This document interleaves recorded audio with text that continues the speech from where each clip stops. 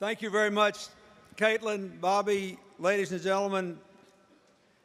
I wasn't sure I was coming to Fashion Week. President Levin, Vice President Laura, if I had, all I got was this little class napkin. I feel if it were a little bigger, I'd turn it into a do-rag so I could feel right at home.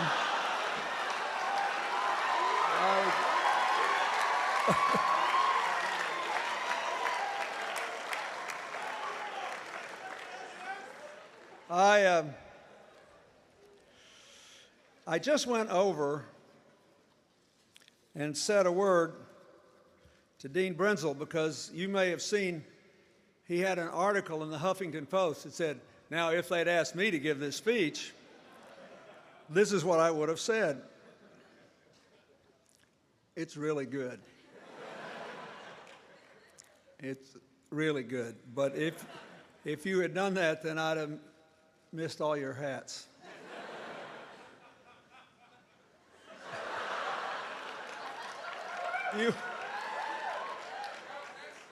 How could anybody possibly be worried about the future of the world when it's in your hands? I mean, anybody with this kind of judgment and headgear will have no problem solving all the other challenges. Let me say, in all seriousness, I'm honored to be here. I congratulate the graduates, and I want to thank you and your families, your friends, the faculty and staff for letting me share this day. I am profoundly grateful to Yale because of the things I learned, the professors I had, the friends of a lifetime, the fact that I still work with a lot of people from Yale in public health and endeavors we have together in Ethiopia and in Liberia. The president of Liberia, Ellen Johnson Sirleaf, is here, and I thank her. But most of all, I'm grateful because if I hadn't come here, I never would have met Hillary. And so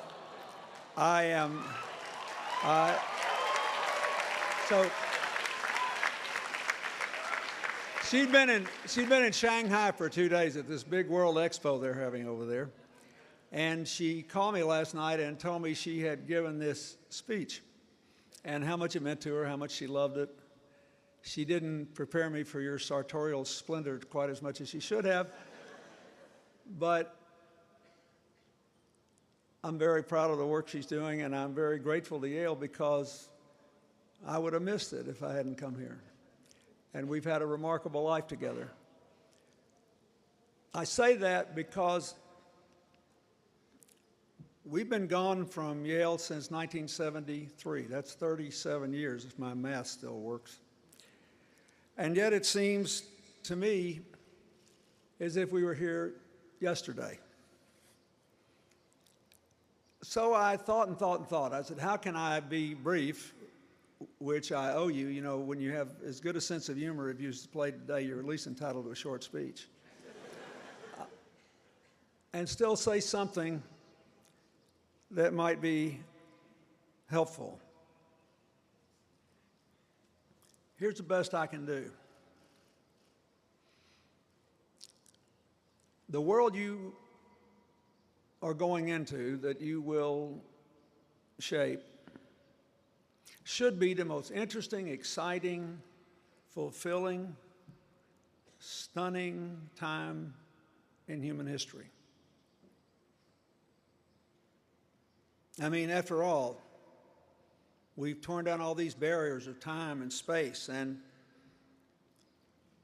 people are no longer confined to where they were born, and so America has become explosively diverse. You might be interested to know that at our pavilion in Shanghai, one of the things that is most emphasized is how there's somebody here from everywhere. I'm trying to get World Cup of Soccer to come to America in 2018 or 2022, and My main pitch is this is the only place you can go where everybody will have a home team cheering squad. It's an amazing thing, and it makes life a lot more interesting. The internet is amazing. When I became president, believe it or not, I know for a lot of you this is the dark ages, but it was really just yesterday.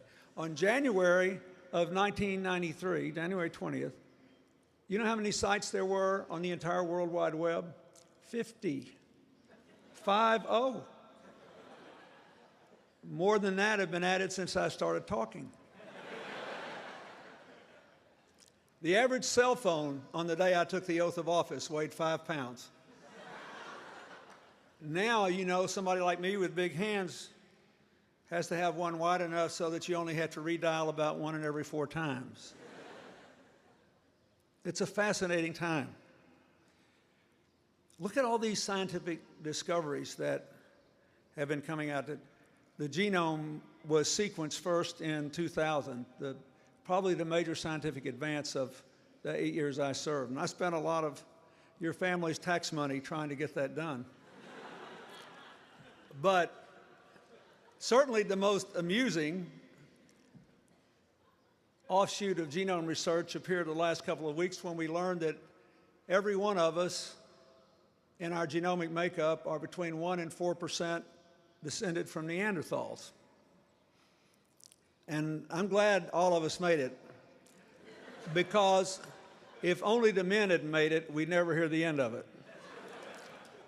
And now we all have an excuse for every dumb thing we've ever done, going back to age 5. It's great.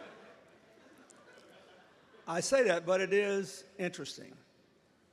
It is interesting, furthermore, that the genome sequencing's first profoundly significant finding was that from a genetic point of view, all human beings are 99.9% the same.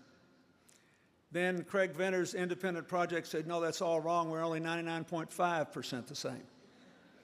Now, with 3 billion units, 0.4% significant. But from a social, political, philosophical point of view, it doesn't matter. You just look around this vast crowd of your classmates. Every single physical difference you can see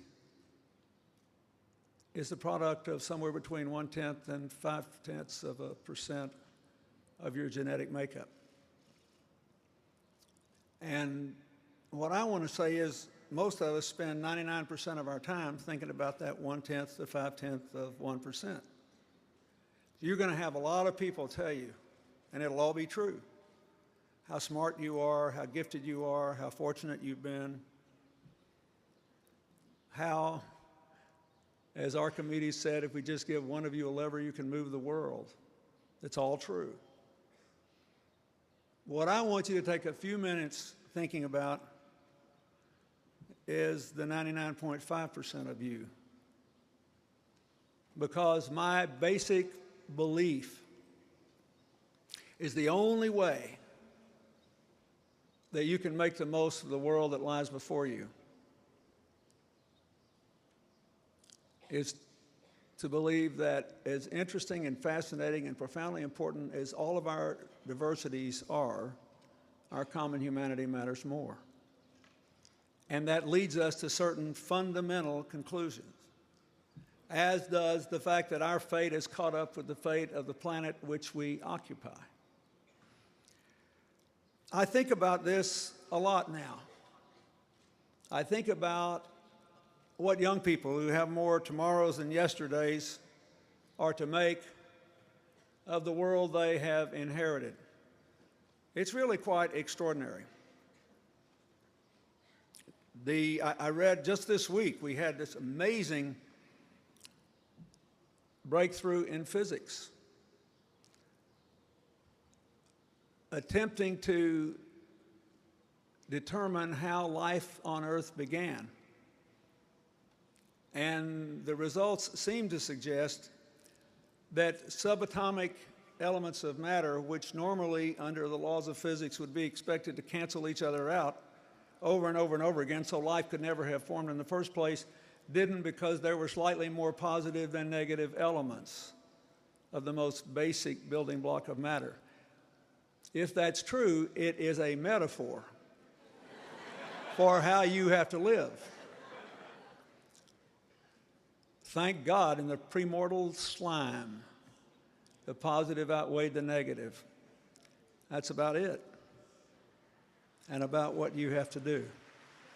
And I say that because the world you live in, for all of its joys, has three problems not very much in evidence here today.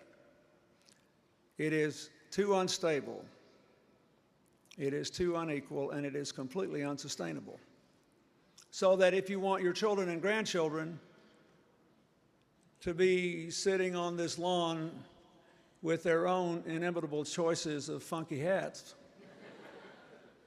you got to deal with those three things. And you got to deal with them as an integral part of your life, not something that's over here that you think about sometimes.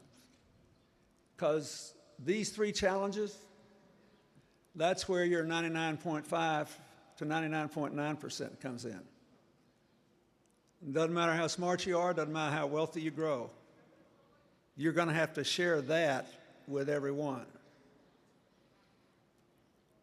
The world is too unequal. Half the world's people live on less than $2 a day. A billion on less than $1 a day. 1 billion people have no access to clean water. 1 billion people go to bed hungry every night. 2.5 billion people have no access to sanitation. 1 in 4 of all the people who die on planet Earth this year will die of AIDS, tuberculosis, malaria, and infections related to dirty water. 80% of them will be children under 5. Those are the killers of the poor. And there are no health networks out there for many of them. I work with wonderful people from Yale who just took a picture with me before I came in our health access initiative in Ethiopia and Liberia. In Ethiopia, when we started, the country has 80 million people, 58 million live in villages of fewer than 1,000, 60,000 villages. There were 700 clinics in the whole country. Now moving towards 17,000. We get 17,000 built, everybody will be within a day's walk of a health care. These are things that we don't think about all the time, but the world is unequal. You're sitting here getting a degree from one of the greatest universities in history, founded in 1701. There are more than 100 million children today that still never darken a schoolhouse door, and another 100 million who go to school but not really because they don't have trained teachers or adequate learning materials. When even 1 year of schooling in a poor country adds 10% a year to learning capacity for life. It's an unequal world. Within wealthy countries, most but not all, the world has grown more unequal. The day before the financial meltdown, 2/3 of American families after inflation had lower incomes than they did the day I left office 7.5 years earlier. Median family income dropped $2,000 while the cost of health care doubled. The cost of college after inflation went up 75%. And America fell from 1st to 10th in the world for the first time since World War II in the percentage of our young people 25 to 35 that had 4-year degrees.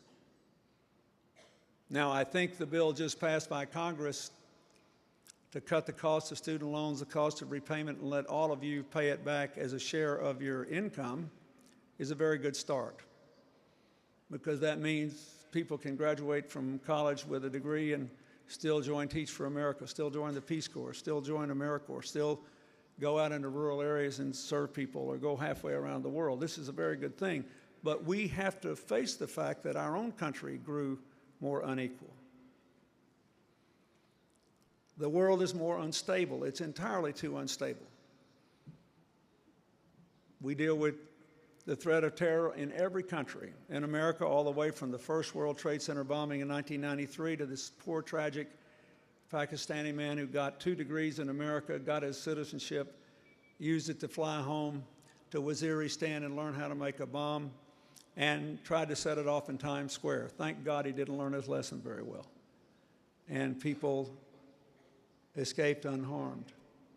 But it shows you that when you tear down all the walls and you can break through all the barriers of information, that the same things that empower you to get access to more information more quickly than ever before could empower you to build bombs. It's an unstable world. The financial crisis started in America. Pretty soon it's all over Europe. Then it hurts Latin America and Asia. Now you've got Greece, a very small part of the European Union, imperiling the whole enterprise of the common currency and spooking investors around the world in every place that has significant debt. We have to reduce the instability. And the third thing we have to recognize is that because of the way we produce and consume energy, the world you live in is totally unsustainable. Oh, I know the climate change deniers got a little juice out of some stolen emails at the University of East Anglia, but an independent scientific panel just reviewed them and said they confirm what everybody knows. The world is warming at an unsustainable rate. It's going to lead to radical variations in temperature.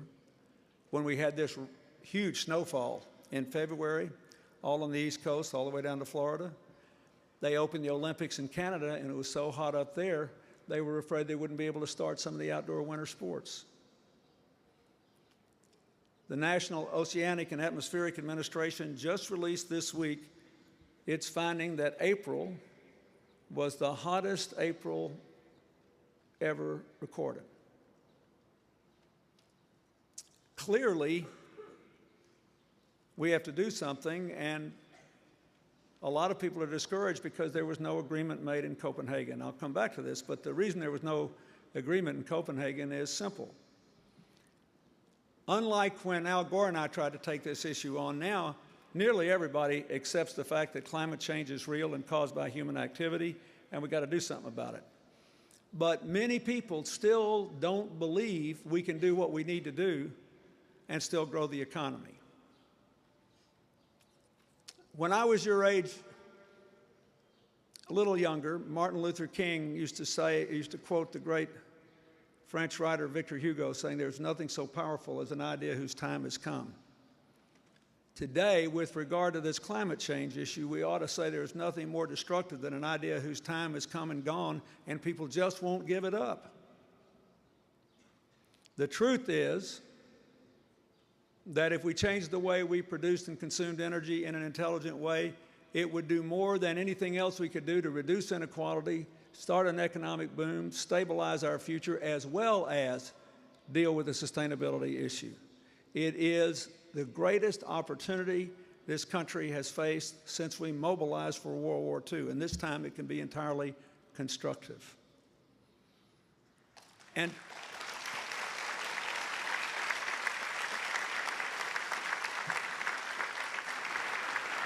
I'm going to make this point a little more explicitly in a moment, but one problem we have in the modern world is we got access to more information than ever before, but we don't all listen to the same information. America is a much more tolerant country today in most conventional ways. It's not as racist as it used to be. There's not the religious prejudice as it used to be. It's not as sexist as it used to be. It's not as homophobic as it used to be. We're getting there. The only place where we're bigoted now is we only want to be around people who agree with us. You think about it. And in our media habits, we go to the television sites. We go to the radio talk shows. We go to the blog sites that agree with us. And it can have very bizarre consequences. Hawaii, the state where President Obama was born, has done everything they can to debunk this myth that he wasn't born in America. They've done everything but blow up his birth certificate, put it in neon lights, and hang it on the dome of the Capitol. But 45% of registered Republicans still believe that he is serving unconstitutionally. Why? Because they've been told that by the only place they go to get information. I force myself to listen to people who disagree with me and to try to get into a fact-based mode. So I will say again, I think that this is an enormous opportunity for you, but you have to understand just about anything you think is wrong with the world can be categorized as a result of too much inequality, too much instability, or too much unsustainability. So the mission of every citizen, not just of the United States, but every empowered person in the world in this time has to be to build up the positive and reduce the negative forces of our interdependence. Whenever anybody asks me, what's your position on X, Y, or Z, I have this little filter that automatically runs the question through, and I ask myself, will it build up the positive and reduce the negative forces of our interdependence? If it will, I'm for it. If it won't, I'm against it. And I think it's really important to think about that. Now let's talk about what that means. It means that we have to be relentlessly committed to change, and change is hard. We once had a member of Congress when I served as president who used to say, you know what they say about change, let's do it, you go first.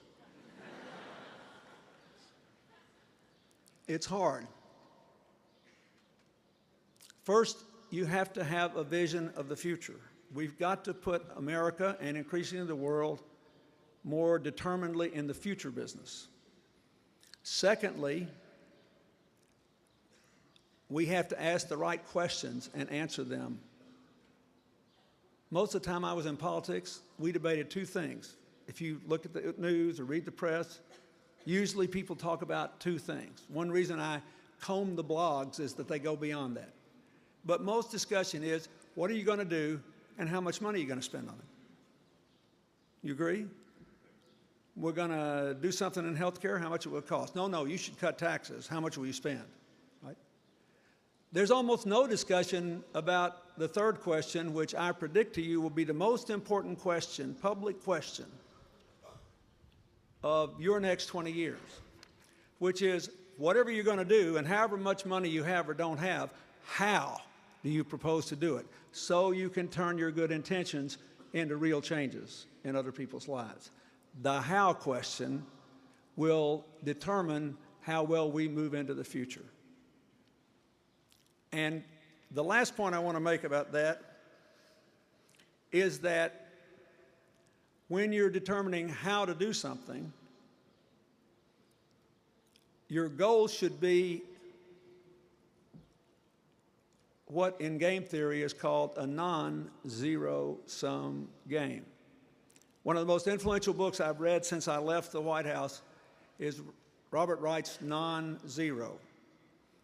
A zero-sum game, as all of you know, is the Yale-Harvard football game, right?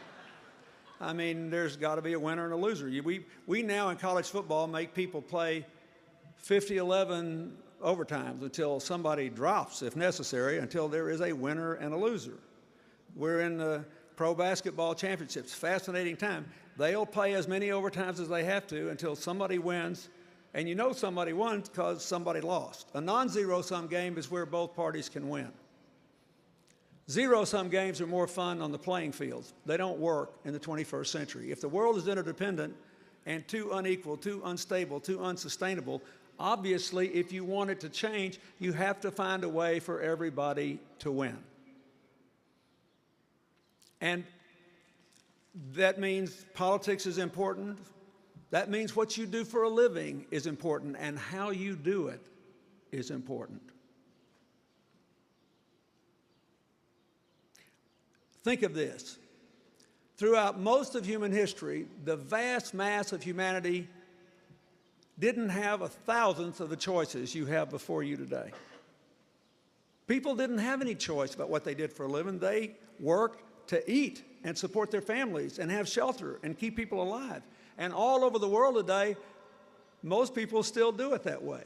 You have choices.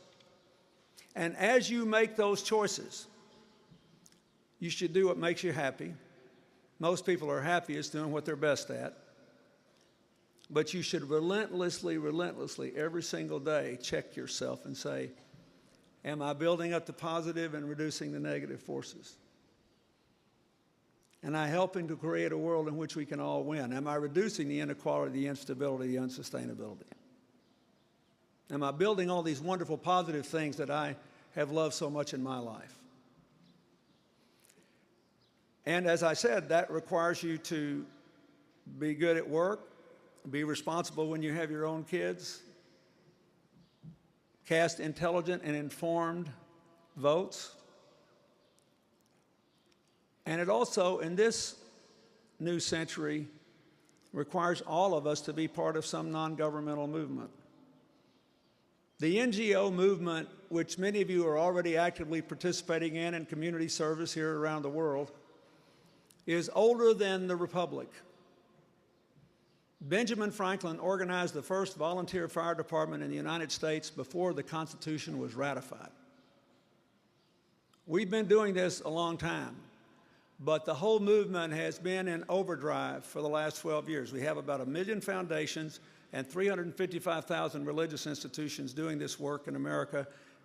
Half of the foundations have been established in the last dozen years. And there are parallels all over the world. Private citizens doing public good. The work we do in our foundation with Yale is an example of what we try to do all over the world in energy and climate change and healthcare and education. We try to figure out how to do things faster, better, at less cost, and then get it adopted either by government or in a new business model so we can go on and do something else. You need to do that because you got a good deal out of that 1/10 to 0.5% of your genetic makeup that was different. No matter how hard you worked, no matter what you had to overcome, you're still very fortunate to be here today. You got a good deal. And you have lots of choices going forward.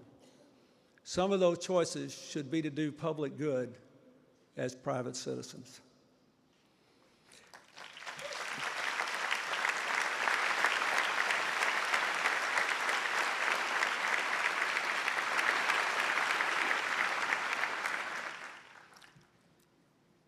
The problems of poor and rich countries are fundamentally different. And you're needed here and around the world. The problem of poor people is they're just as smart as we are and they work harder just to keep body and soul together, but they don't have systems and organized structures that give predictable consequences when they exert good efforts.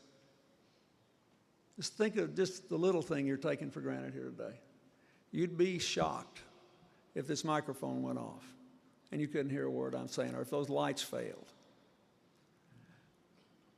You know, when you leave here, if you're hot and dry, you can get a drink of water and you'll be fine. I spent a lot of my life in places where none of that is taken for granted. We take things for granted that other people don't have. So for Haiti, for example, the work I'm doing now with the UN, we have to build them systems so that the gifts of their people can be manifested at home and they don't have to come to the United States or Canada or France or someone else just for people to say, boy, those people are smart and gifted and wonderful. Less than 2% of the African-American population is Haitian. 11% of our African-American physicians are Haitians. The head of one of the largest foundations in America is a Haitian American. Some of the most important people in the healthcare community in New York City are Haitians. The Haitians are rather like the Palestinians. They're only poor in their own backyard, and they deserve a better deal and a chance to build a better future for their children, and I think we can give it to them. But it's important to realize that the reason that can happen is there is an enlightened self-interest in the cash transfers that all these wealthier countries and multilateral organizations are going to send to Haiti. They're our neighbors. We realize our interdependence, and we want it to be positive. But that means we have to keep getting better, too. And the problems of wealthy countries are just the reverse. We have systems, otherwise you wouldn't be here today. But the problem with all systems is that at some point, going back to the Sumerian civilization 8,000 years ago, the people who are a part of those systems acquire a greater interest in holding on to their position and continuing to advance the purpose for which the system was set up in the first place. So you tell me how we get off spending 17.2% of our income on health care. No one else spends more than 10.5%. And we now have 40 countries with lower infant mortality rates than we have. And we are ranked 35th in overall health outcomes. And the people who fought the attempt to reform health care and finally provide coverage to everybody said we were going to mess up the health care system. We spend 30% of our health care dollars on paperwork. No one else spends more than 19 from all sources. That's $215 billion a year. That's twice what it would take to give everybody insurance. So we have to be in the reform business. And we have to do it with education, we have to do it with government, we have to do it with finance, we have to do it with the financial regulations. We have to do it with energy. And every place we do it, we should ask ourselves a simple question. What will give us more positive interdependence and reduce the negative interdependence? A lot of this fight over the recent financial transactions has, to me, missed the point.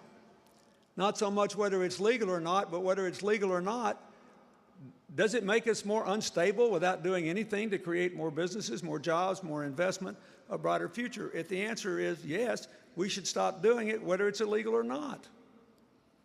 You need to put the right filter on your glasses when you look into the future and ask these questions. You need to ask yourself what you can do about it. And let me just say one final thing. I've talked about all these problems, but nobody could stand where I'm standing and look at you and be pessimistic about the future.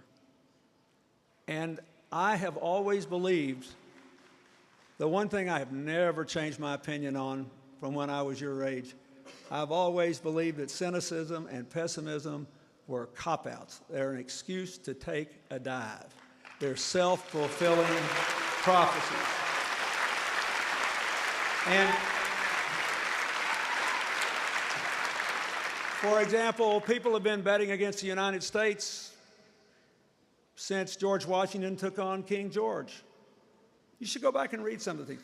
Oh, Washington is nothing more than a mediocre surveyor who lost every battle he was ever involved in before this. Doesn't even have a good set of false teeth. Abraham Lincoln's a baboon. Be better if somebody killed him before he could take the oath of office. An editorial in an Illinois newspaper. I could go on and on and on. Nobody remembers the naysayers. In the end, all that endures are the builders. And in the end, even the builders are forgotten, and all that endures are the ripples of what they built. And that's good. That's a good thing.